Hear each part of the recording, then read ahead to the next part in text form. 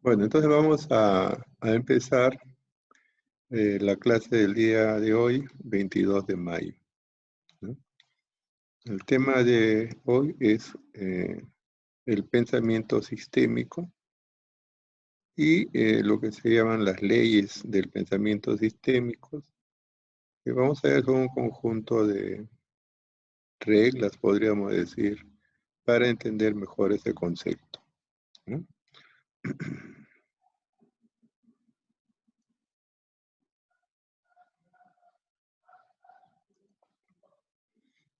Entonces, lo primero que vamos a ver son los hábitos, ¿no? de del pensador sistémico, ¿no? De las personas que utilizan, vamos a decir, esta forma, ¿no? de ver la realidad mediante el pensamiento sistémico y después vamos a definirlo, ¿no?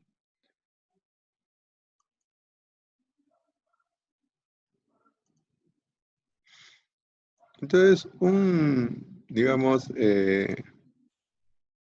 un primer punto es que el pensador sistémico o el que tiene digamos, el enfoque de sistemas en su forma de ver la realidad, es que busca entender el panorama general, ¿no? O sea, no se centra en detalles, sino en comprender eh, lo general, o sea, todo el contexto. Como quien va a, digamos, a un bosque y no se centra en observar los árboles solamente, ¿no? Sino que observa todo lo que constituye ese bosque. Entre ellos los árboles, pero también estarán los ríos, ¿no? Estarán los campos bueno, algunos campos de cultivo, cerros, etcétera, ¿no? Y busca comprender todo el contexto, no solamente su parte, ¿no? Otro aspecto es de que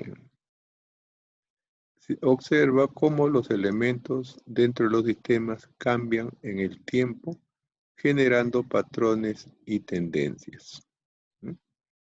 Esa es otra característica de las personas que tienen este concepto, ¿no? Del pensamiento sistémico. O sea, observan cómo los elementos dentro de los sistemas cambian en el tiempo, generando patrones y tendencias. Patronas son formas de comportamiento que se repiten, ¿no? O formas, digamos, de comunicación que se repiten. En general, aquello que se rige hacia un proceso estándar, podríamos decir, ¿no? Y las tendencias son, digamos, en el tiempo, ¿no? Cuántas veces se va repitiendo eso. Entonces, el pensador sistémico observa cómo los elementos dentro de los sistemas cambian en el tiempo, generando patrones y tendencias. También reconoce que la estructura de un sistema genera su comportamiento. Por ejemplo, en esta figura observamos a dos jóvenes, digamos, que quieren entablar una comunicación con un instrumento, un juego, un juguete que había antes, ¿no? Que consistía en dos latas unidas por un hilo. Pero si ese hilo se rompe, obviamente, la comunicación definida así no se podría llevar a cabo, ¿no? Entonces, reconoce que la estructura de un sistema genera su comportamiento, o sea, observa si dentro de la estructura de un sistema todos sus parámetros están funcionando correctamente, ¿no? Entonces, si todo está funcionando correctamente, el sistema debe de funcionar. Pero si falla, entonces esperan resultados inesperados, ¿no? También dice identifica la naturaleza circular de las complejas relaciones de causa y efecto. Se analiza por qué ocurren las cosas, ¿no? Dentro de la naturaleza o dentro de la sociedad o dentro de los sistemas informáticos. ¿Por qué ocurren, no? O sea, la causa y el efecto, ¿no? ¿Qué es lo que ha producido algo? ¿Sí? Eso en términos de la informática, en los sistemas se considera de que se analiza lo que se invierte en un sistema y lo que se espera obtener de él, ¿no? Entonces, causa y efecto. Reconocer causa y efecto de un sistema, ¿no? O sea, ¿por qué ocurren las cosas propiamente? No te preocupes, Joseph. Bueno,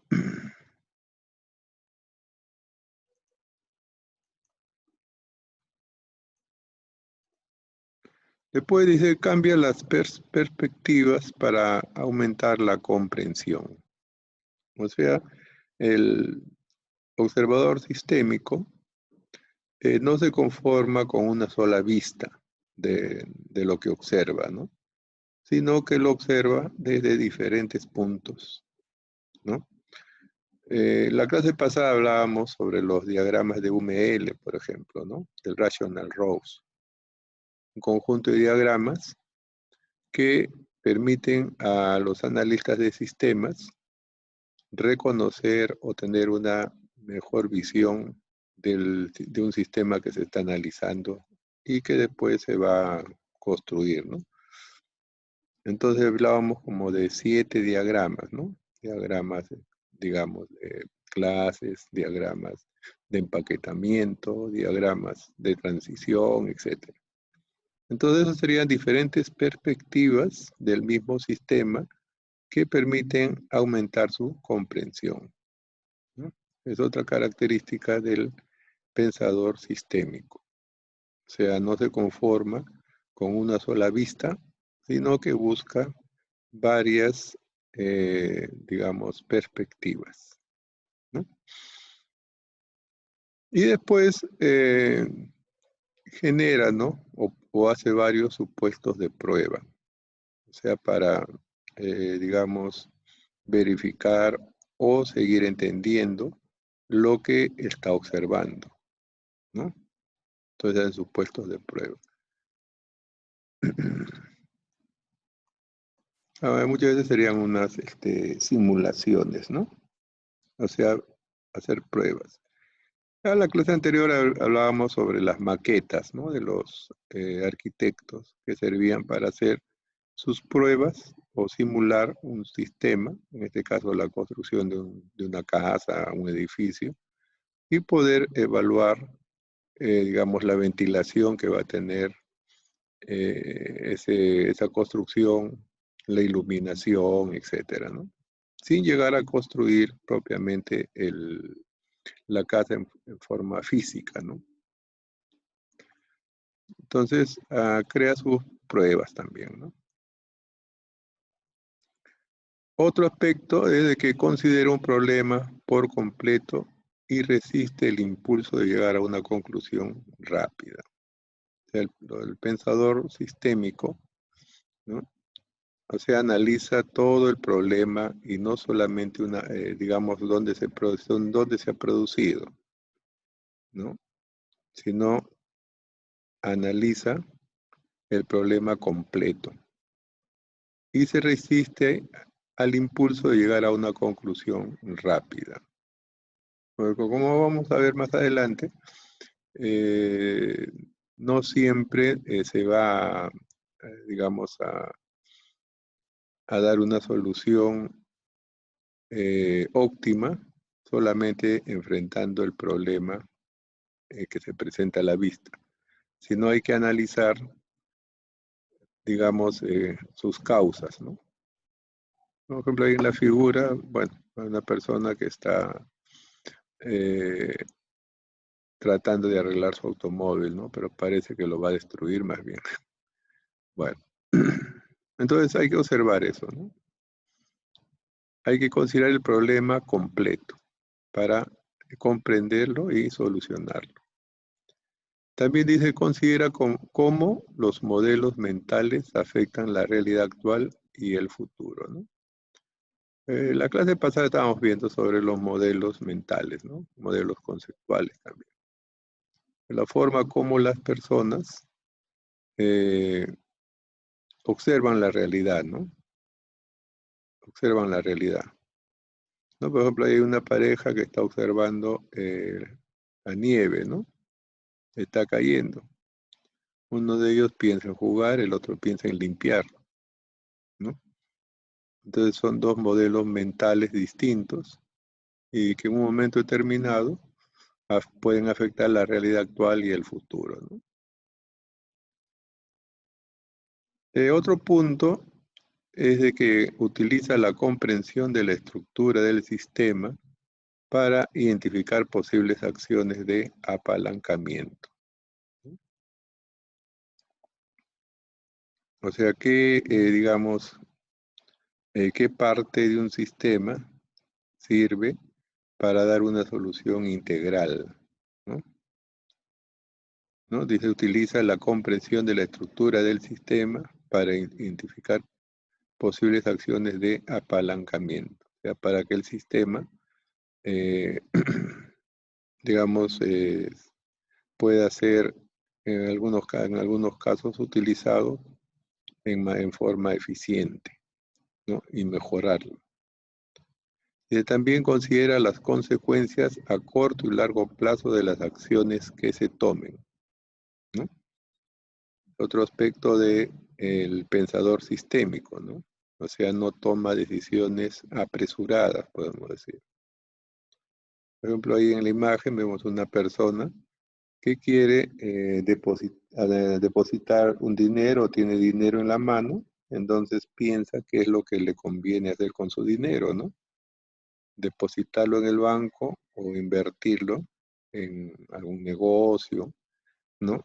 Y ver entonces cuáles son las ventajas y desventajas de esas dos posibles acciones que puede realizar con su dinero, ¿no? Entonces él considera las consecuencias a corto y largo plazo de las acciones que se tomen, ¿sí? O sea, no toma decisiones apresuradas, podríamos decir. Y también dice, encuentra dónde surgen consecuencias no deseadas, ¿no? Ya tiene la capacidad de identificar en qué parte de un sistema se pueden estar generando problemas, ¿no? Cuando se supone que ya todo ha sido resuelto, ¿no? Entonces, como esa figura y el ratón se está llevando su queso, pero ya activó digamos, la trampa, ¿no? Entonces, él cree que todo va funcionando bien, pero ya ha activado algo que a la larga lo va a perjudicar, le va a hacer daño, ¿no?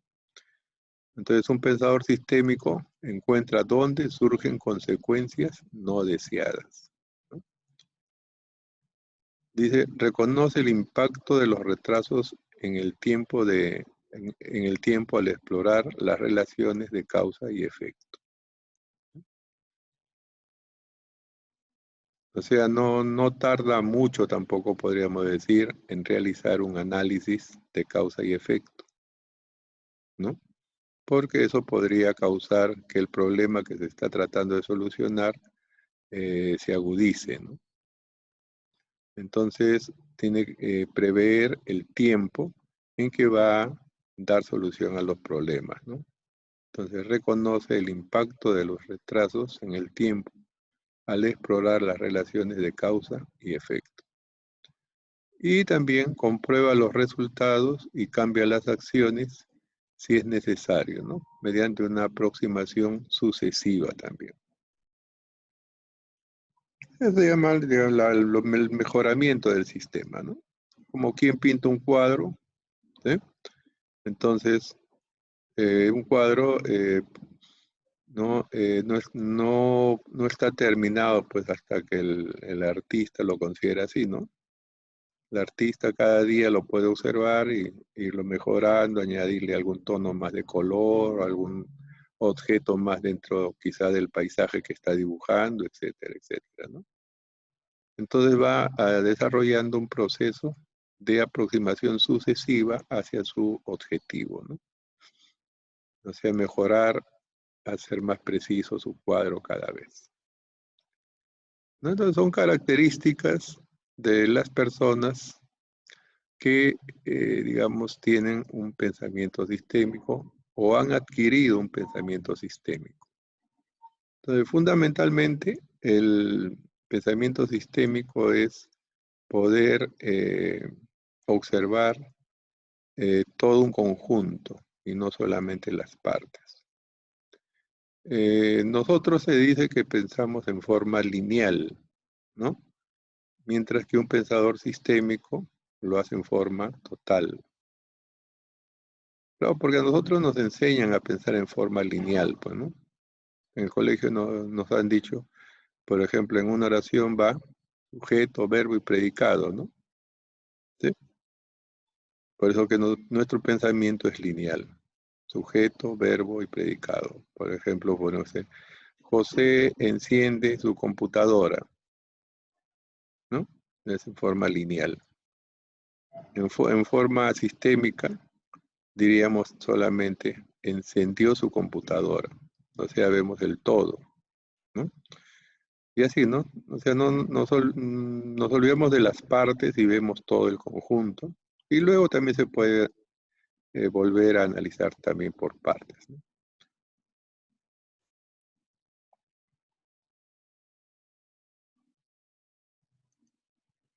Bueno, esto vamos a darle una definición, ¿no? ¿Qué es un marco conceptual?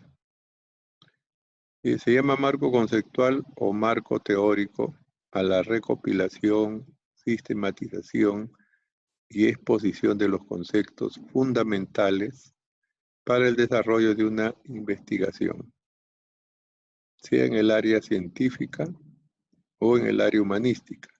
Se entiende así que el marco conceptual es una parte del trabajo de investigación. O sea, cómo se va a desarrollar una investigación, por ejemplo, ¿no? Cuando ustedes ya estén terminando, por ejemplo, van a tener que desarrollar una tesis. Y en esa tesis le van a decir su marco contextual, ¿no? O sea, dónde se aplica su trabajo, en dónde lo han analizado, cómo lo piensan desarrollar, etcétera, ¿no? Entonces, el marco conceptual permite, por un lado, orientar las búsquedas del investigador e identificar la metodología necesaria. Y por otro lado, permite establecer un consenso mínimo entre el investigador y el lector, ¿no? Al respecto del lenguaje y los conceptos manejados. O sea, permite, dice, establecer un consenso mínimo entre el investigador y el lector, ¿no? O sea, la persona que hace la verificación del trabajo, podríamos decir, ¿no? Como decía, en el caso de la tesis, ustedes van a presentar las partes de su tesis conforme lo vayan desarrollando y el asesor, en ese caso el lector, va a ir evaluando esa tesis, ¿no?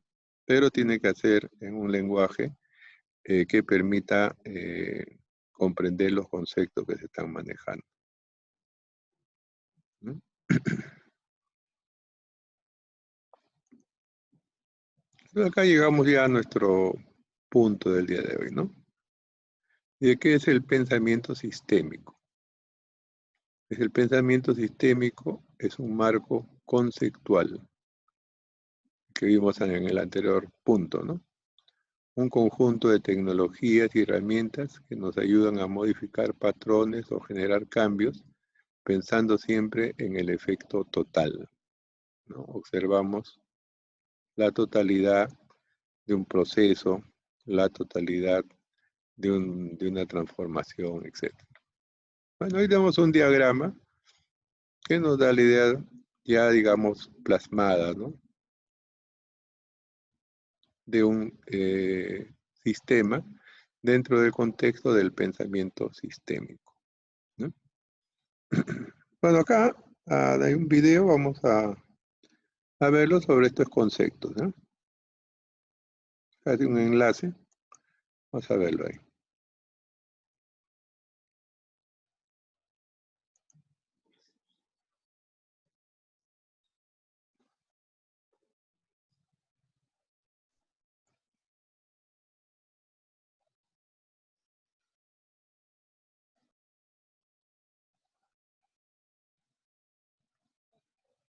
En un ratito, pero un ratito voy a ponerle más volumen, ¿no? Acá.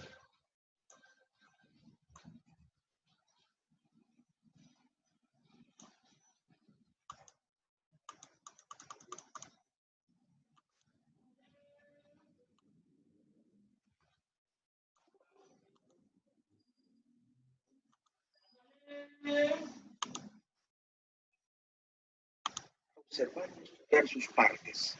Cuando realmente la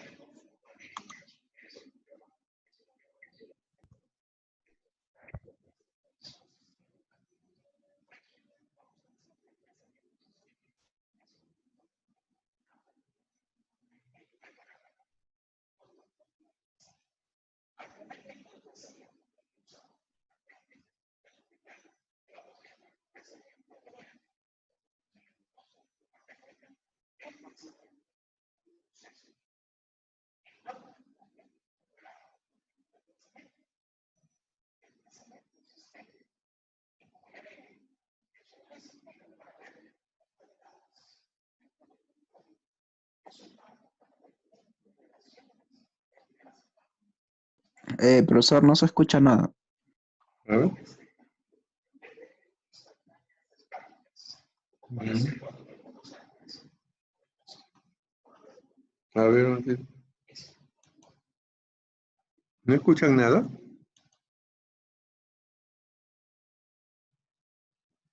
Mm.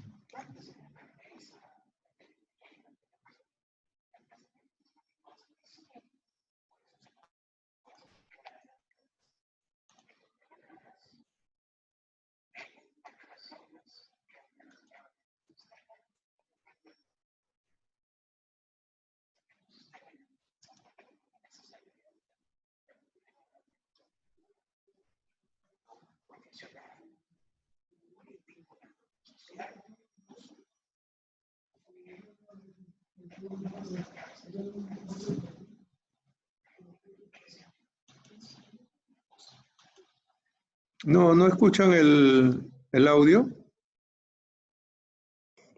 No, profesor, no se llega a escuchar. Ya, bueno. A ver, entonces es algo que raro, porque yo estoy escuchando todo. Ujú. A ver, ¿qué pasa?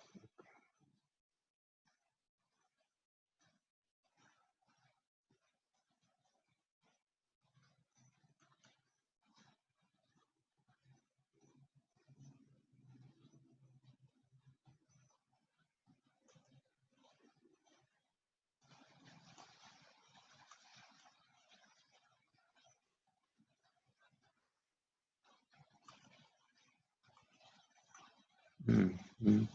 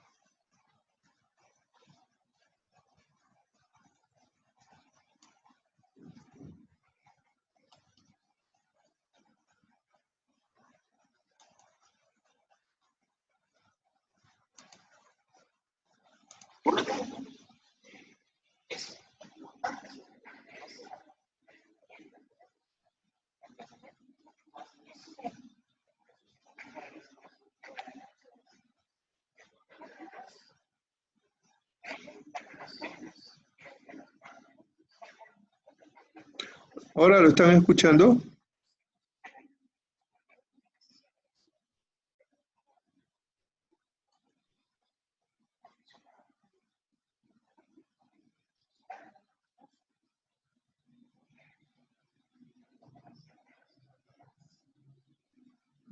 No se escucha todavía, ¿no? ¿O sí? No, profesor, no se escucha. Ya.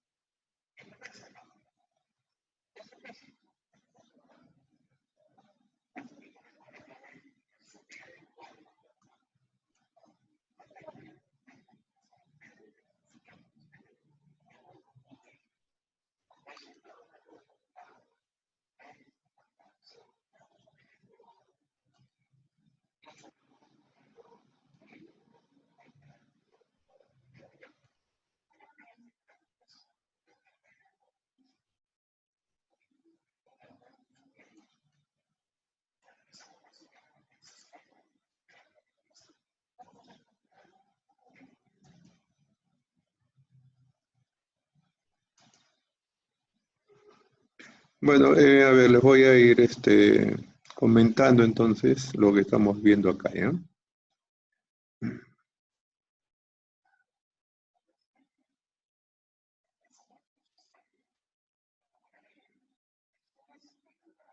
Totalidades, ¿no?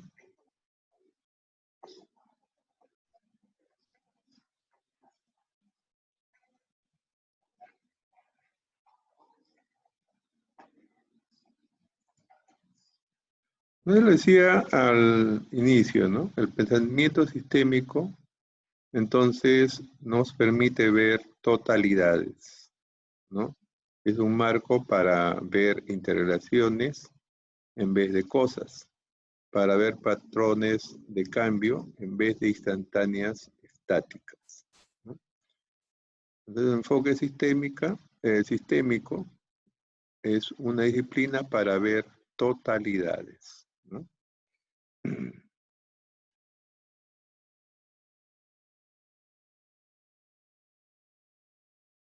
Entonces, también dice el pensamiento sistémico ofrece un lenguaje que comienza con la reestructuración de nuestro pensamiento, ¿no? Si hace un instante, nosotros estamos acostumbrados a lo que se llama un pensamiento lineal o por procesos.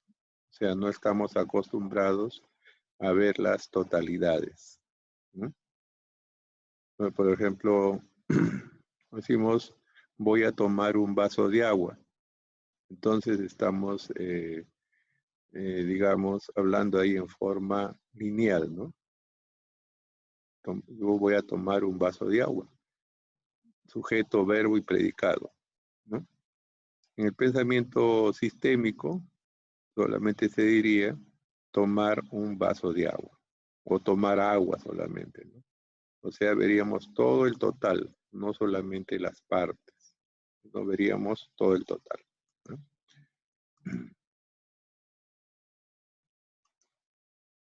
O sea, un sistema, un ejemplo es de pensamiento sistémico, ¿no? La carrera armamentista entre Estados Unidos y la Unión Soviética.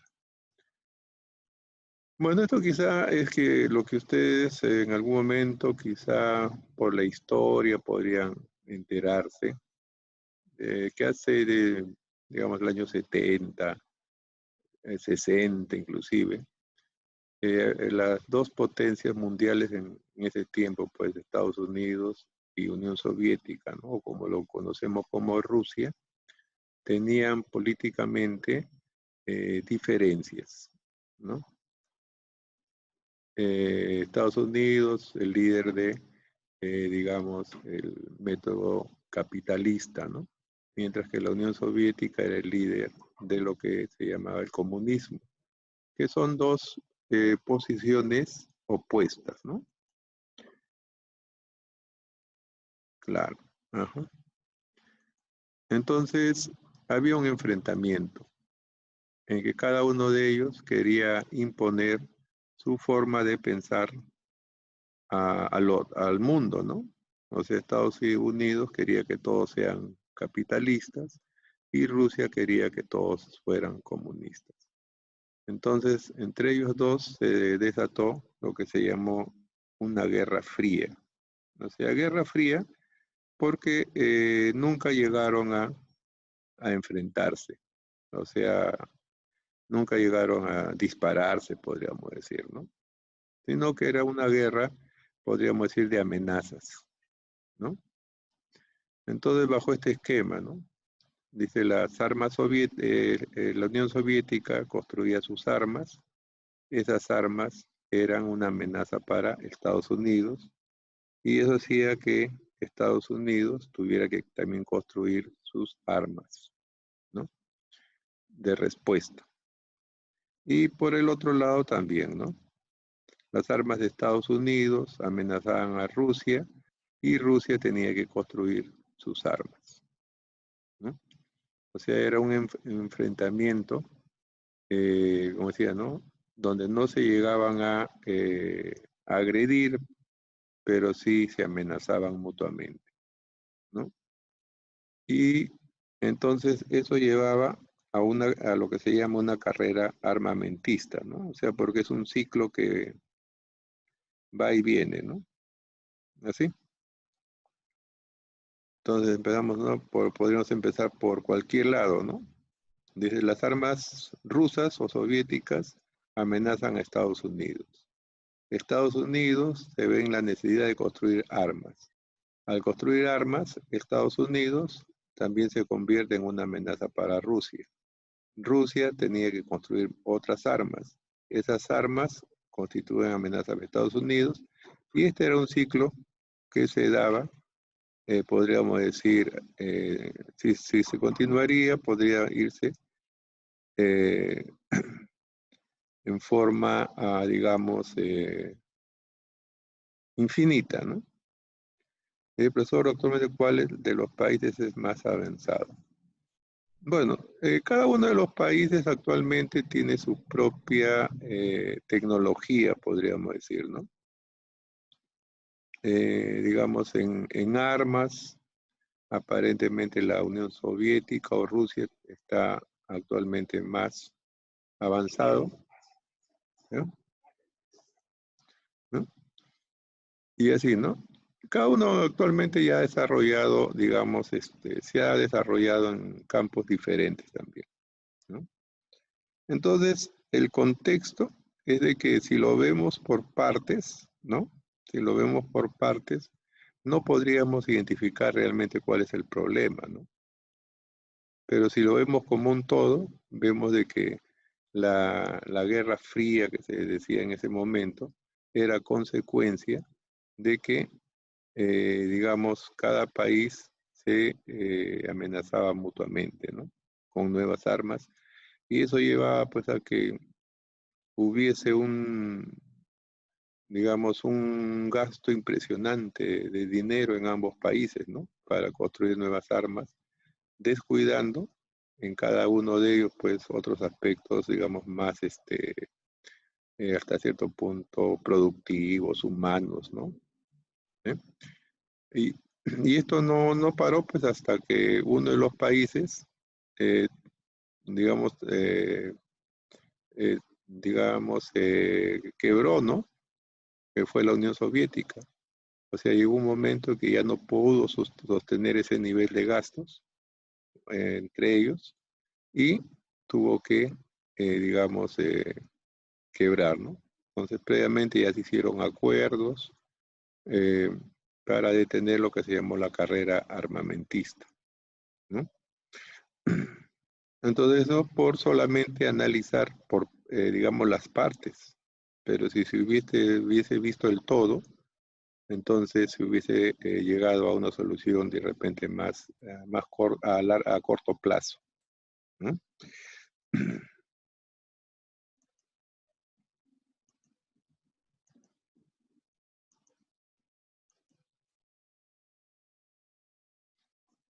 Bueno, dice, ¿por qué fracasa este sistema?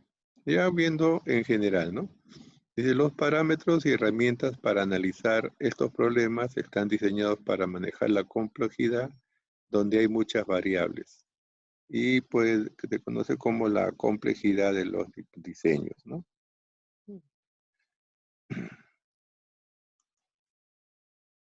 También hay complejidad dinámica, ¿no? Y de situaciones donde la causa y el efecto son sutiles y donde los efectos de la intervención a través del tiempo no son obvios, ¿no? De complejidad dinámica.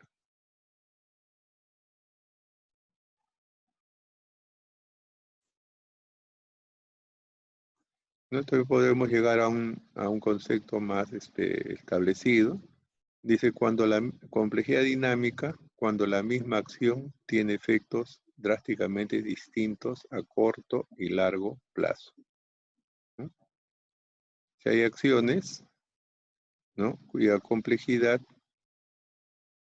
dice, tienen drásticamente efectos distintos a corto y a largo plazo. La misma acción. Por ejemplo, digamos, ¿no?, que una persona no sea instruida. A corto plazo y a largo plazo van a tener diferentes resultados, podríamos decir, o efectos, ¿no? A corto plazo, una persona no instruida no tendrá, digamos, mejores opciones de empleo o de trabajo. Y a largo plazo implicaría un retraso para la sociedad, ¿no?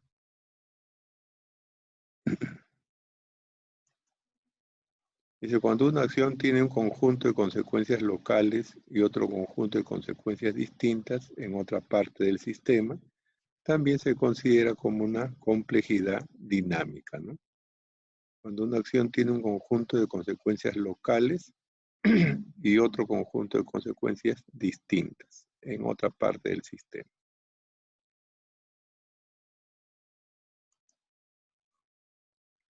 Dice, para hallar un punto de apalancamiento en la mayoría de las situaciones empresariales, hay que aprender la complejidad dinámica, no la complejidad de detalles.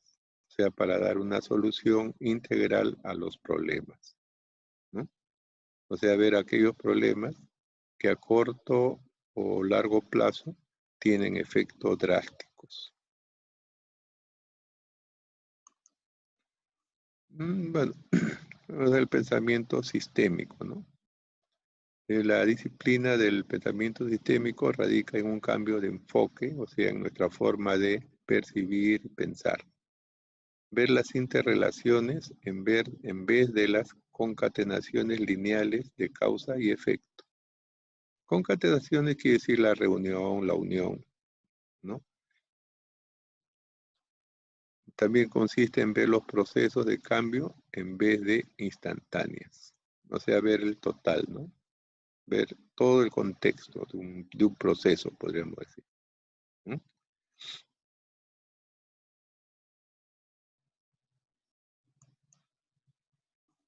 Hay lo que se llama círculos de causalidad también, ¿no? Eh, es bastante frecuente, por ejemplo, en los diagramas contextuales que vimos, como comentamos la clase pasada, utilizar ese elemento, ¿no?, de círculos para poder representar procesos, ¿no? Y esos elementos entonces se pueden considerar o así definidos como círculos de causalidad, ¿no?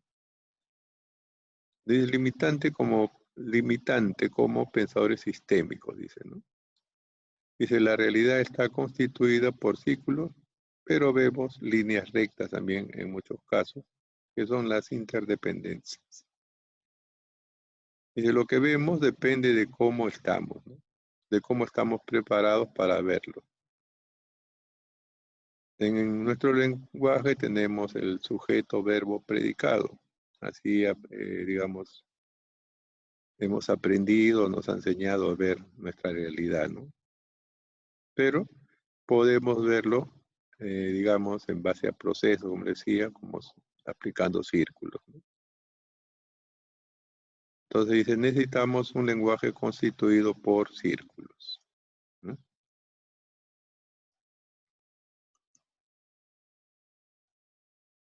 Y pues acá tenemos un concepto, dice el proceso de operar continuamente para traer el nivel de agua a su nivel deseado. O sea, ese concepto que vamos a ver ahí es para poder identificar muchas veces quién controla el sistema, ¿no? O un sistema. Por ejemplo, ahí tenemos una persona. ¿Sí? Así es, muy bien, Ramos. ¿Ya? Entonces le decía, en esta imagen, grafica, ¿no? Mediante un círculo, una persona en la cual se observa que se está llenando un vaso de agua, ¿no? Y a través de un caño que decimos, o un grifo, ¿no? Supone que acá está soltando agua, ¿no? Está soltando agua para llenar el vaso. Ahí. Esta persona cuando ve que el vaso se está llenando, entonces tiene que cerrar el grifo, el caño, ¿no? La pregunta sería ahí, ¿cuál de esos tres elementos controla el sistema? La persona, el grifo de agua o el caño que decimos comúnmente, el vaso de agua. Entonces nosotros rápidamente diríamos, la persona es la que controla el sistema, ¿no? Podríamos pensar así rápidamente. Pero no es así, ¿no? Vamos a analizar eso. Decía, ¿no? La persona observa que el vaso de agua no se derrame mientras lo está llenando el grifo. Y él observa que ya el vaso de agua está, digamos, a punto de rebalsar, entonces cierra el caño, ¿no? Entonces, ¿quién es el que controla el sistema ahí? No es la persona, ¿no? No es la persona. El que controla el sistema ahí sería la acción, el proceso en el cual se está llenando el vaso de agua, ¿no? Porque eso condiciona a la respuesta de la persona, ¿no? Entonces, en este caso, por ejemplo, no siempre lo que nosotros observamos y suponemos va a ser lo cierto, ¿no? Como en este caso. Dice, el proceso opera continuamente para traer, bueno, en este caso, ¿no? Es un proceso de realimentación, como dice ahí arriba. O sea, un pensador sistémico también debe de saber reconocer cómo es el control o quién controla un sistema, ¿no?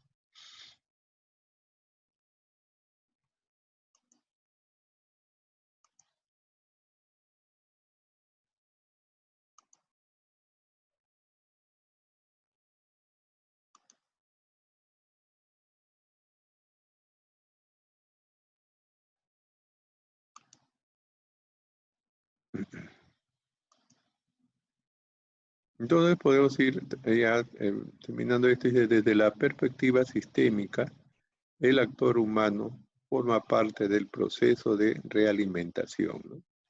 No está separado de él. Esto representa un profundo cambio de conciencia, nos permite ver que continuamente recibimos influencia de la realidad y ejercemos influencia sobre ella, ¿no? Ya nosotros lo vemos eso a diario, ¿no? Por ejemplo, el calentamiento global, ¿no? Sabemos todo, digamos, en lo que causa, ¿no? A nivel, por ejemplo, del cambio de clima, ¿no? Ahora, digamos, si ustedes conversan con sus padres y más aún con sus abuelos, van a recibir de ellos comentarios, posiblemente de que el periodo de lluvias, por ejemplo, ha cambiado, ¿no? O que ya no llueve como antes. Y así, ¿no? Diferentes aspectos del clima que han cambiado por nuestra acción, ¿no? Por el actor humano que ahora quema más combustibles, digamos, consume más productos, etcétera, ¿no? Entonces, desde la perspectiva sistémica, el actor humano forma parte del proceso de realimentación, ¿no? No está separado de él. Esto representa un profundo cambio de conciencia. Nos permite ver que continuamente recibimos influencias de la realidad y ejercemos influencia sobre ella, ¿no?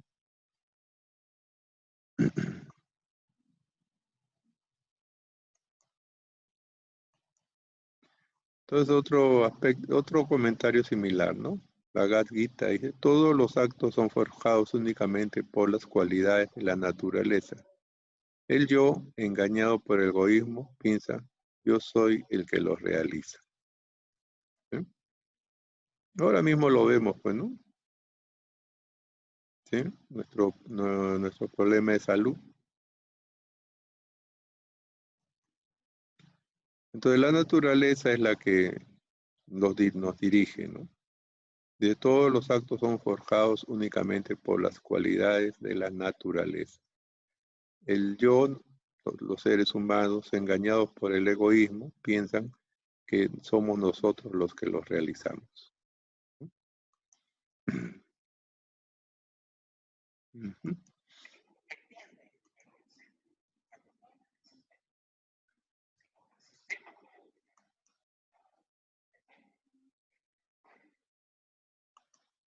Bueno, entonces este es un video que ustedes lo van a poder ya entonces escuchar con mayor detenimiento, ¿no?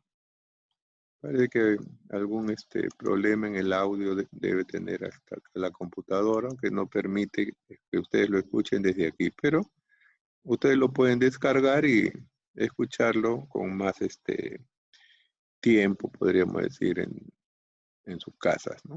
En el momento que dispongan también de tiempo para hacerlo. Bueno, regresamos a las diapositivas iniciales.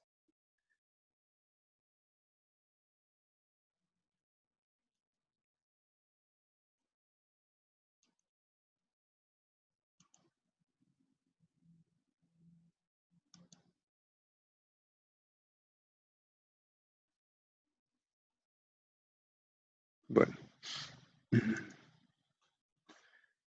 Ahora, de acuerdo a lo que estamos viendo, se han constituido, ¿no? Algunas premisas que se conocen como las 11 leyes del pensamiento sistémico, ¿no?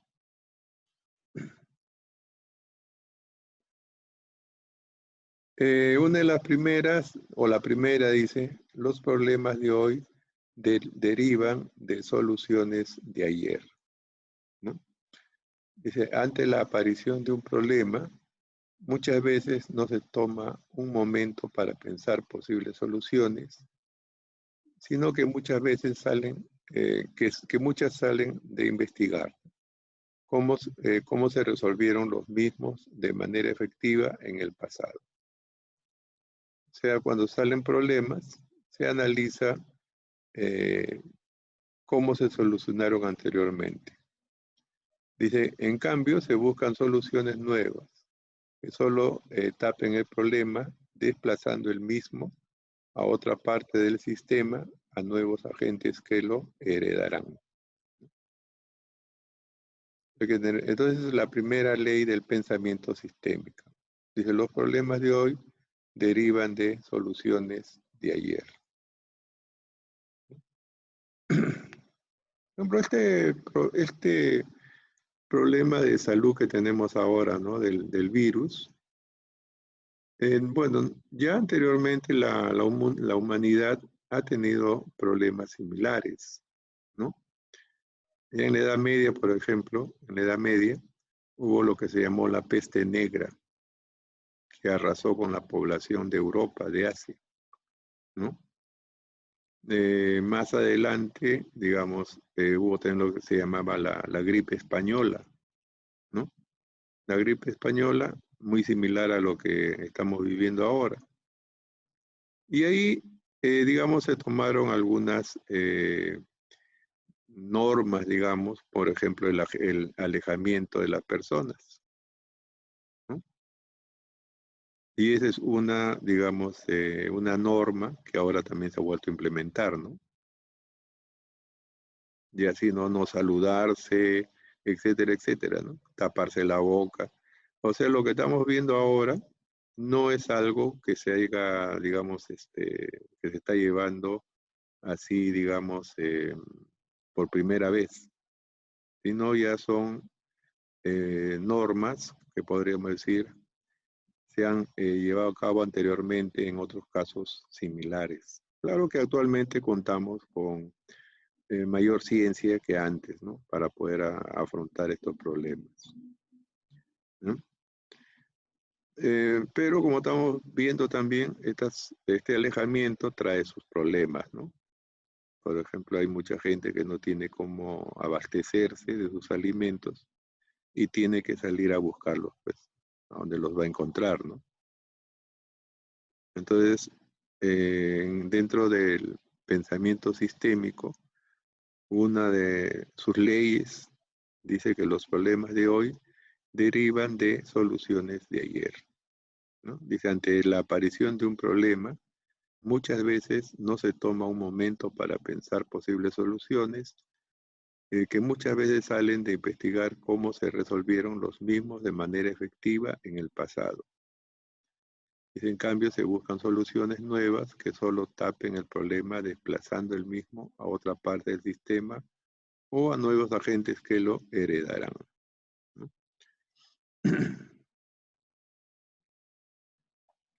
Bueno, acá también les he puesto un enlace para videos sobre estos puntos, ¿ya? Que, bueno, si no se puede escuchar, ya ustedes lo pueden abrir más adelante,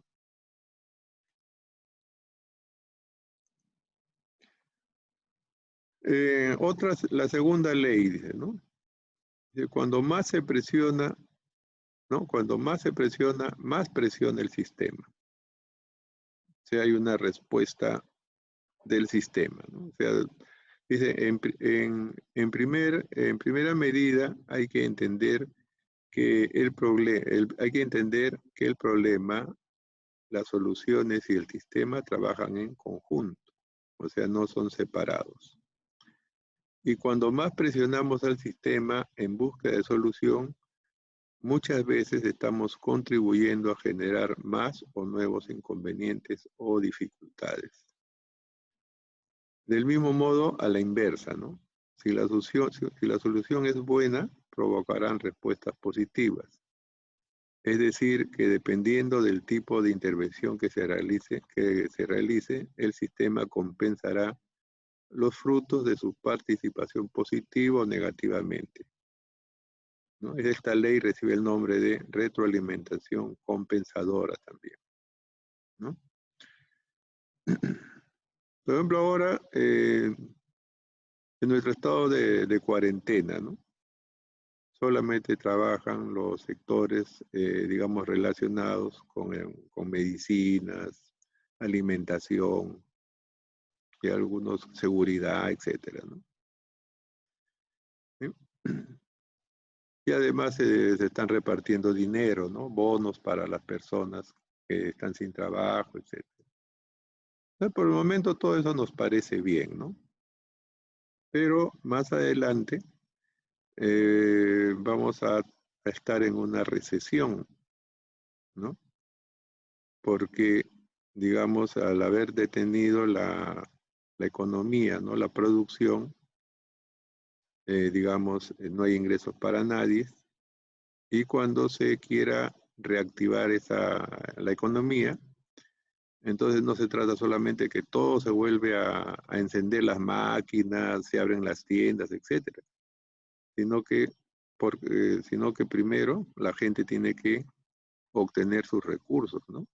Porque, ¿por qué funciona una panadería? Obviamente porque la gente vaya a consumir.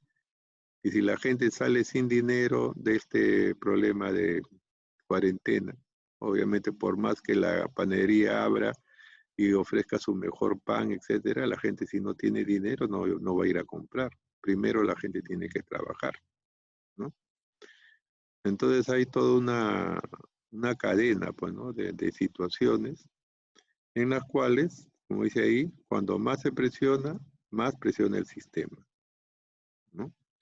Por ejemplo, las personas, muchos dicen, no, están retirando su AFP, ¿no? Que es el fondo para los jubilados, ¿no?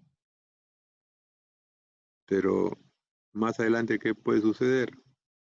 Que haya muchas personas que se queden sin fondo y no tengan una jubilación, digamos, digna, como dicen, ¿no? Y así. Entonces, esa es una segunda ley del pensamiento sistémico, ¿no? Hay que considerar que cuanto más se presiona un sistema, más también presiona el sistema. O sea, la respuesta, bueno, también no siempre es negativa, también puede ser positiva, ¿no? ¿Sí? Entonces hay eso se llama una retroalimentación compensadora, ¿eh? Que nos da el sistema. Por ejemplo, ¿qué de positivo tiene que se incendie un bosque? ¿Ah? Muy bien, no, nosotros decimos se encendió un bosque. ¿Tendrá algo de positivo que se incendie un bosque? Un incendio forestal, ¿tendrá algo de positivo? ¿Qué dicen ustedes?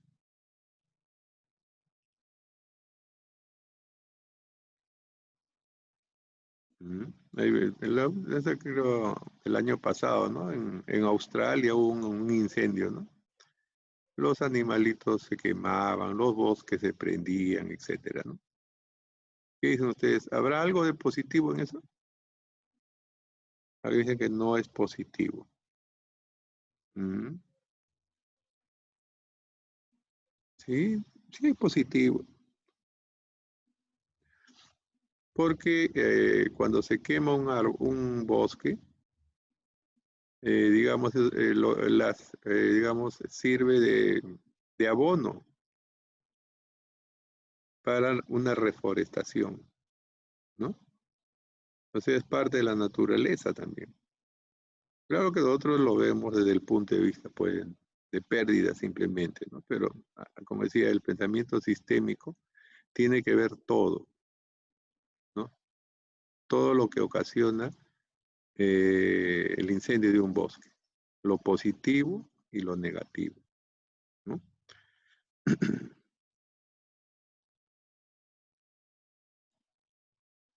No, pues acá es decir que dependiendo del tipo de intervención que se realice, el sistema compensará los frutos de su participación, ¿no? También, como dice ahí Arzapalo, sirve como una regulación, ¿no? Una regulación. Creo que cuando son controlados, naturales, ¿no? Hay zonas que necesitan de eso, ¿no? Es como nosotros decimos, ¿no? ¿Por cuando vemos que en un documental un león se come digamos, un ciervo ahí en África? ¿Eso es positivo o negativo? Para nosotros, para la naturaleza. Todo está dentro de un balance, ¿no? Un balance natural.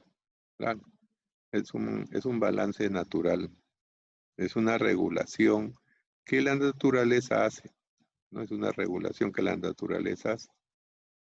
Pues los leones tienen la función, digamos, de contener la sobrepoblación, ¿no? Decía, de los herbívoros, ¿no? Porque ¿qué pasaría si se comen, si esos herbívoros, ¿no? Los alces, los ciervos, etcétera, se comen el pasto, todos mueren, ¿no? Entonces los leones tienen la función de regular la cantidad de animales herbívoros que hay en la jungla, en la selva, pues, ¿no? Bueno.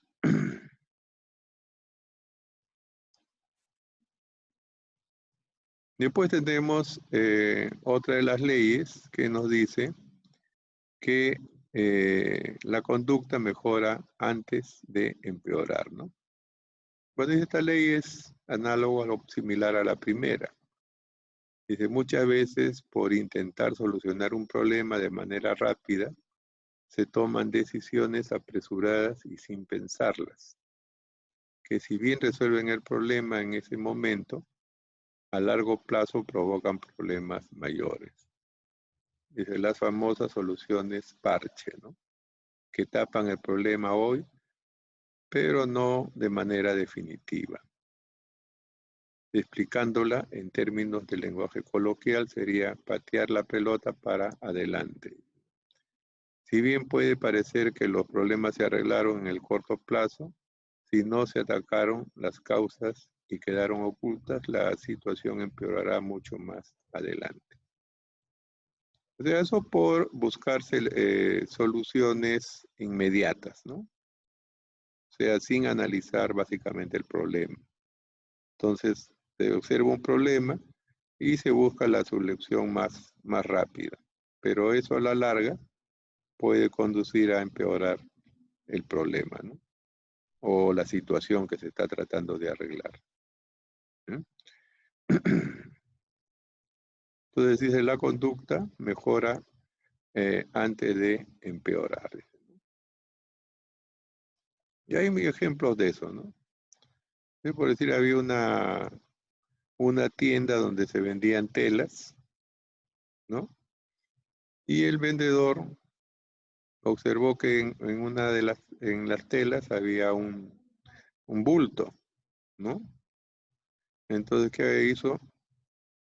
Agarró y, digamos, estiró la tela en ese lado y el bulto se fue a otro lado. Volvió a jalar la tela, arregló en esa zona y ese bulto se fue para otro lado. Y así, ¿no? Entonces, él quería planteaba soluciones inmediatas, ¿no? Pero no analizaba el problema. Y cuando se dio cuenta, levantó la tela y ahí había una piedra, ¿no? Y la piedra se movía a diferentes lados, pues, ¿no? ¿Sí? Entonces, por buscar soluciones, eso pasa por buscar soluciones inmediatas, ¿no? Como parches, como se conocen también en el software, ¿no? Parches, que solucionan el problema un momento, pero vuelve a aparecer en otro lugar. ¿Eh?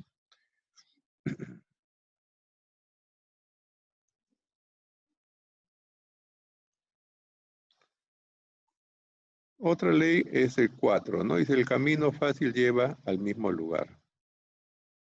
Siempre aplicamos las mismas soluciones porque nos resulta más fácil.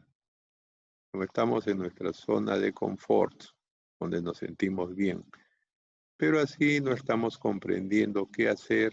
Siempre lo mismo nos llevará a los mismos resultados.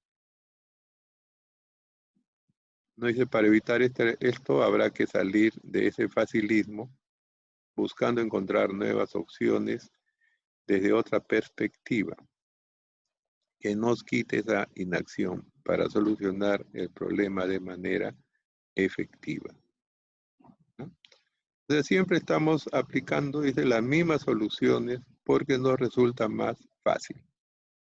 Es como lo que sucede lamentablemente en el sector público, ¿no? ¿Eh? En el sector público, digamos, existe lo que se llama la burocracia, ¿no? Porque ante el pedido de una persona por algún servicio, algún trámite, etcétera, la persona que recibe esa solicitud siempre hace lo mismo, ¿no? Recibe la solicitud, lo escribe en su cuaderno, de ahí espera, digamos, que otras solicitudes sigan su camino, llega a su hora de salida y se va a su casa. Entonces, un documento que se podría hacer, digamos, en horas, tarda días. Y los que se pueden hacer en días tardan meses. Y los que deberían hacerse en meses tardan años.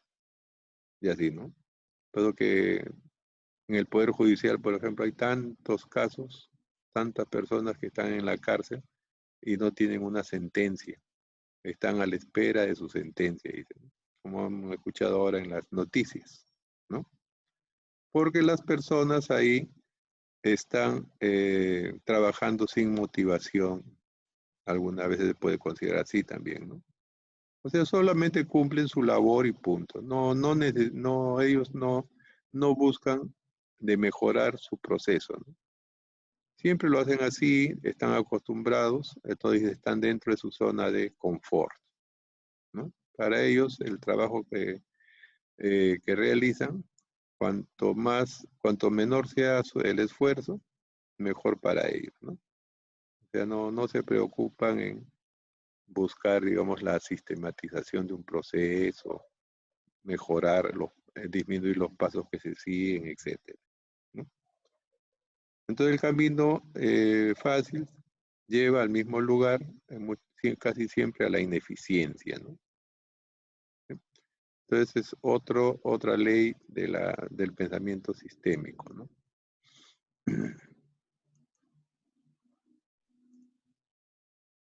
En algunos casos dices, la cura puede ser peor que la enfermedad.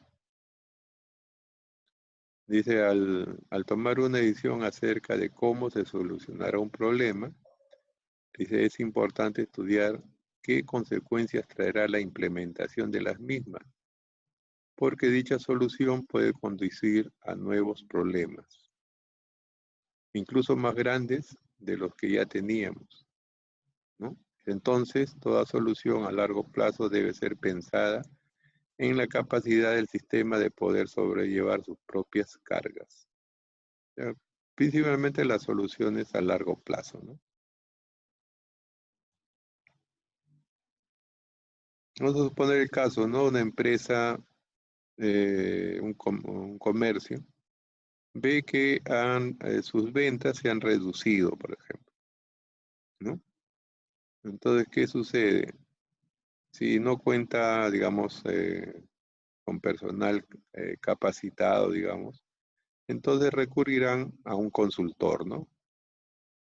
A una persona que entiende cómo mejorar el comercio, ¿no? Le indicará las pautas para seguir, para que aumenten sus ventas, ¿no? Qué publicidad debe hacer, qué es lo que debe vender, qué es lo que no debe vender, etc. Y por eso, obviamente, le tendrán que pagar al consultor, ¿no? Pero la empresa va a aumentar sus ventas. Pero después van a haber cambios, ¿no? Y nuevamente la empresa podría volver a tener menos ventas. ¿Qué va a hacer? Nuevamente volver al consultor. El consultor nuevamente le dirá las pautas para mejorar las ventas. Y así, ¿no? Entonces este ciclo creará una dependencia, pues, ¿no? Entre la empresa y su consultor. Y el consultor, entonces al final, es el que va a estar cobrando cada vez por sus servicios y va a ser una carga para la empresa, ¿no? Ya se podría llegar a esos extremos, ¿no? Donde la cura puede ser peor que la enfermedad, dice, ¿no? O sea, cuando uno plantea una solución, hay que ver sus efectos a largo plazo también, ¿no? Ajá, es como estar sin motivación. ¿No? Entonces, al tomar una decisión acerca de cómo se solucionará un problema, es importante estudiar qué consecuencias traerá la implementación de las mismas, porque dicha solución puede conducir a nuevos problemas, incluso más grandes de los que ya teníamos, ¿no? Desde entonces, toda solución a largo plazo debe ser pensada en la capacidad del sistema de poder sobrellevar sus propias cargas. O sea, hay que ver si el sistema que se está utilizando tiene la capacidad de resolverlo, ¿no? De resolver el problema, antes de querer plantear una solución no programada, ¿no? Ahora sí, acá en este enlace de que dice 1-5, hay un video sobre las 5 primeras leyes que estamos viendo ahí, ¿no? Ya podemos ir ahí. Igual que en el caso anterior, vamos a ver.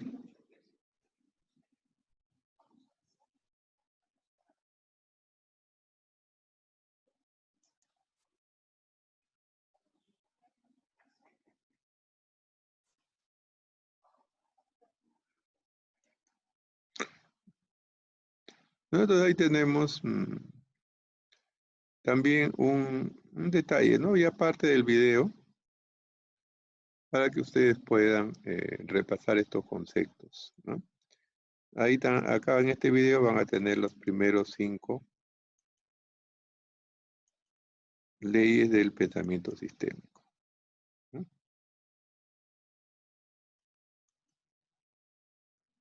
Ya como un repaso van a tener eso de ahí, ¿no?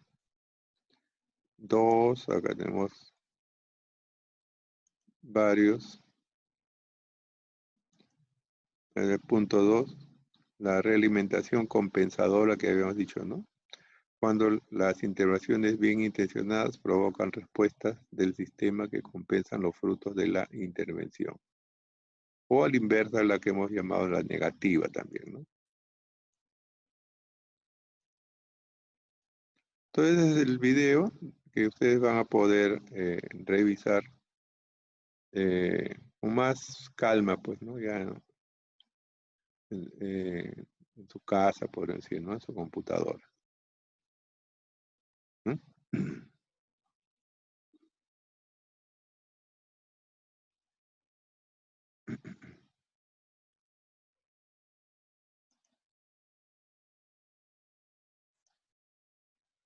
Vamos a continuar.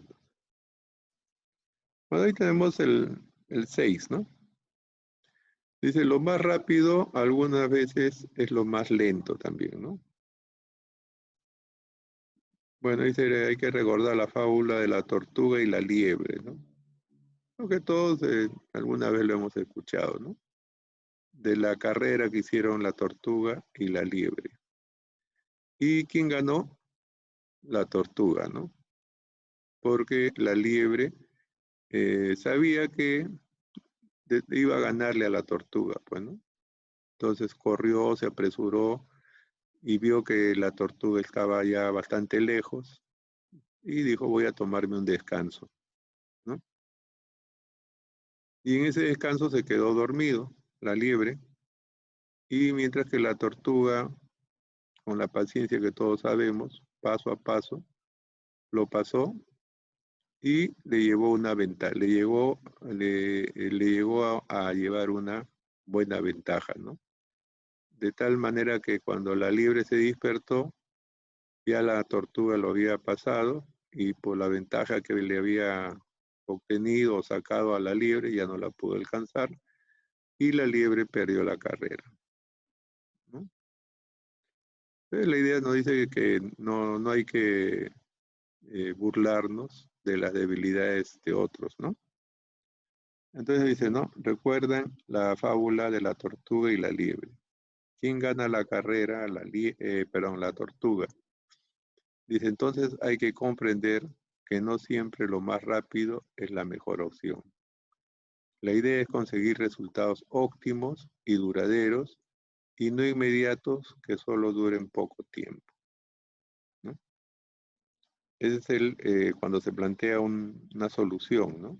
Dice, la idea es conseguir resultados óptimos y duraderos y no inmediatos que solo duran poco tiempo.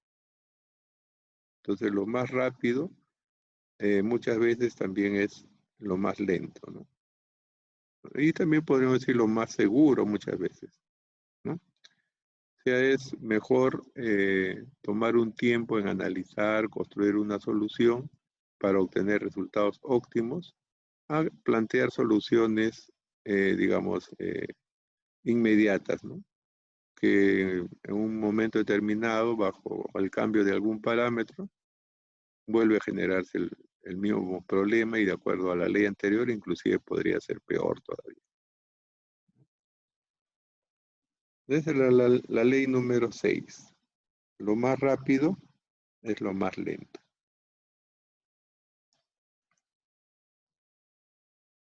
Pero también hay que, la ley 7, ¿no? Dice, la causa y el efecto no están próximos en el tiempo y el espacio. Dice, es muy común pensar que ambas situaciones van de la mano, pero eso la mayoría de las veces no es así.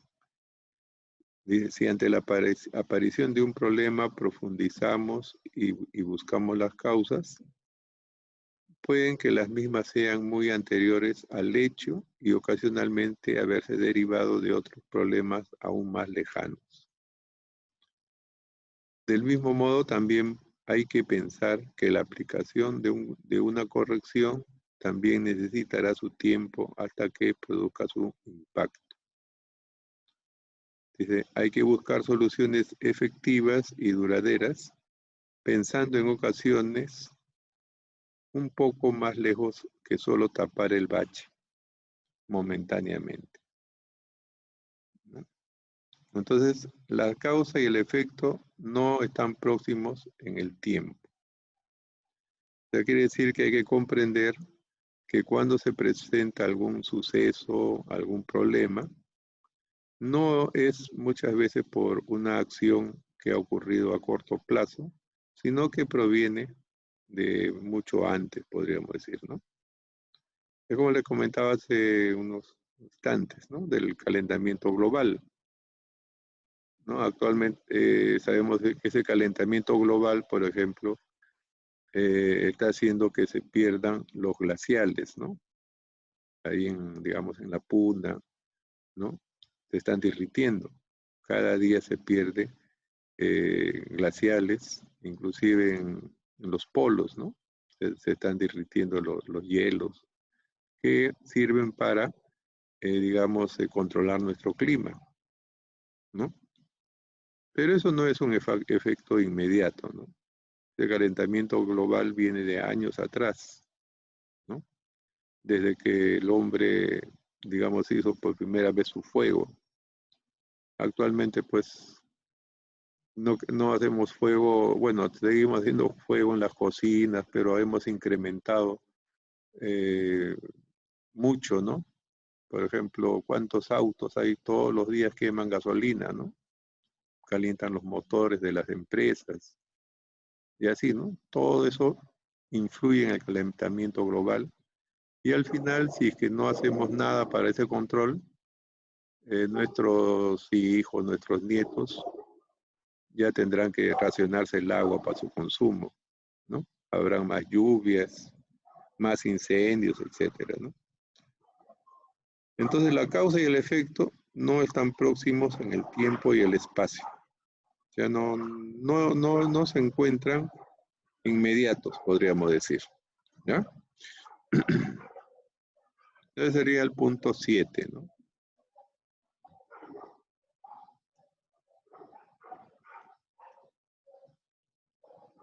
También otra ley dice, los cambios pequeños suelen producir resultados grandes, ¿no?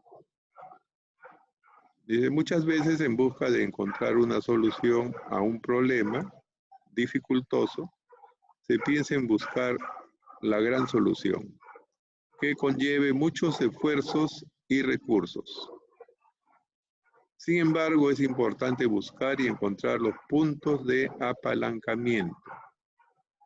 Los puntos de apalancamiento son zonas dentro de los sistemas que si se logra encontrarlos, probablemente se consiga una solución relevante y duradera, con mínimos esfuerzos.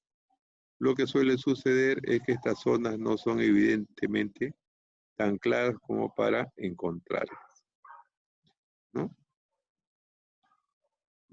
Todos alguna vez hemos utilizado una palanca, ¿no? Como estamos viendo ahí en la figura. Una palanca tiene un punto de apoyo y usualmente es una barra como tiene ese señor ahí, que permite multiplicar su fuerza, ¿no? Sabemos cómo funciona eso por la física, ¿no? Entonces multiplica su fuerza por la distancia de la, digamos, de la palanca hacia el punto de apoyo, y las fórmulas existen para eso. Entonces, una persona puede mover un gran peso con una palanca, ¿no? Teniendo un punto de apoyo necesario. Entonces, los sistemas sucede igual, ¿no? Hay grandes problemas, ¿no? Que pueden ser solucionados con, digamos, mínimo esfuerzo, ¿no? Pero utilizando las herramientas apropiadas. ¿Eh? Lo que pasa, dice que esos puntos, que los puntos de apalancamiento no están, digamos, no son tan evidentes, ¿no? Sino hay que hacer un análisis para encontrarlo. ¿Eh? Por ejemplo, acá nosotros tenemos el problema del virus, ¿no? Todos los países están buscando una vacuna, ¿sí? Que ojalá sea encontrada, pues, ¿no? Pero todos están preveyendo para el otro año todavía, ¿no? Pero por ahí empiezan a salir otras soluciones, ¿no? Por ahí hoy día en la noticia escuché un medicamento, Ivermectina, algo así, que está dando buenos resultados en el tratamiento. Entonces eso ya existía, ¿no? Entonces de repente ese pequeño descubrimiento podría llegar a ser la solución a este problema, ¿no? Podría ser el punto de apalancamiento, ¿sí? Entonces, ese es otro aspecto en el pensamiento sistémico, ¿no? Hay que pensar que los cambios pequeños suelen producir grandes resultados, ¿no?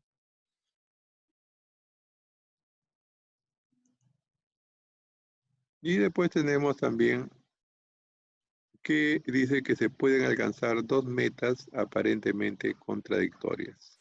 Dos o más metas, pues, ¿no? ¿Y por qué no se podría hacer eso, pues, no? Dice, para lograrlo, solo hay que estar dispuesto a hacerlo, entendiendo que hay que saber esperar y que es posible hacerlo las dos o más simultáneamente. Es decir, nos focalizamos en una, pero mientras tanto le dedicamos tiempo y espacio a la otra, ¿no? Ya a estas alturas sabemos que las causas y los efectos no están próximos en el tiempo. Hay que pensar en el proceso total a largo plazo. Entonces, otra ley del pensamiento sistémico es pensar de que simultáneamente se pueden obtener resultados, ¿no? O sea, los resultados no tienen por qué ser secuenciales o consecutivos. Solamente para lograrlo hay que estar dispuesto a hacerlo, dicen. Entendiendo que hay que saber esperar y que es posible hacer las dos o más cosas simultáneamente, ¿no? Es decir, nos podemos dedicar a una, pero mientras tanto le dedicamos tiempo y espacio a la otra. Ya a estas alturas sabemos que las causas y los efectos no están próximos en el tiempo, hay que pensar en el proceso total a largo plazo, ¿no? Como ustedes cuando estudian, pues, ¿no? Tienen, el objetivo de ustedes es aprobar sus cursos, aprenderlos, ¿no? Es un desarrollo simultáneo. Entonces, ¿qué hacen? Tienen que estudiar cada una de sus asignaturas, tienen que cumplir con las tareas de cada una de ellas, dar sus exámenes, etcétera, etcétera, ¿no? Cada curso no se desarrolla de la misma forma dependiendo de su temática, ¿no? Algunos habrá que presentar trabajos de repente manuales, en otros hay que hacer trabajos documentarios, etcétera, ¿no? Pero se puede hacer un trabajo simultáneo, ¿no? O sea, se pueden lograr varias metas, digamos, en el tiempo, ¿no? Algunas veces esas metas inclusive podrían ser aparentemente contradictorias, ¿no? Pero se pueden lograr, ¿no? Se pueden lograr.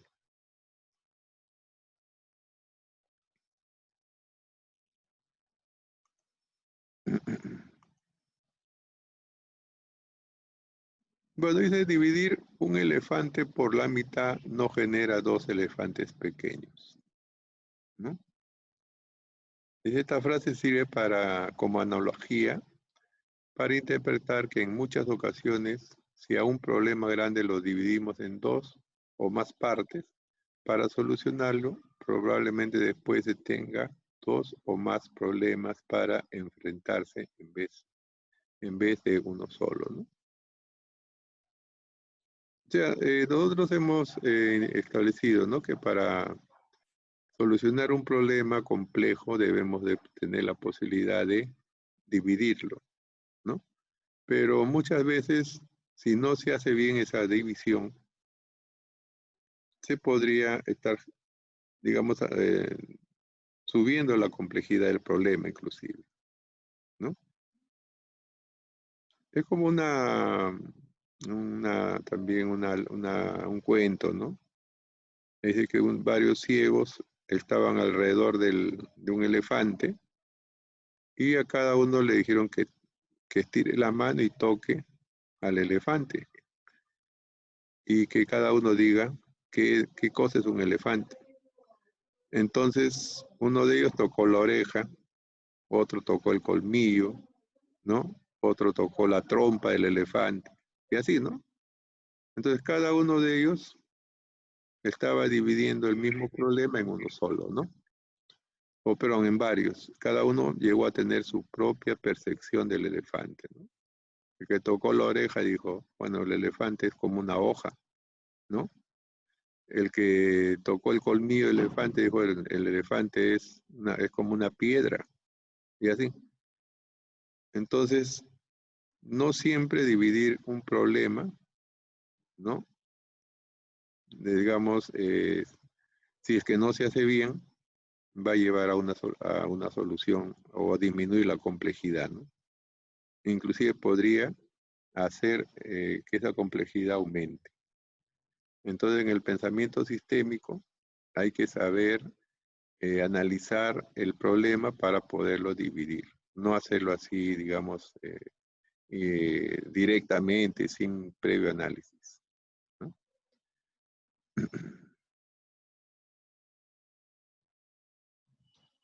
El 11 dice que no hay culpa, ¿no? No hay culpa.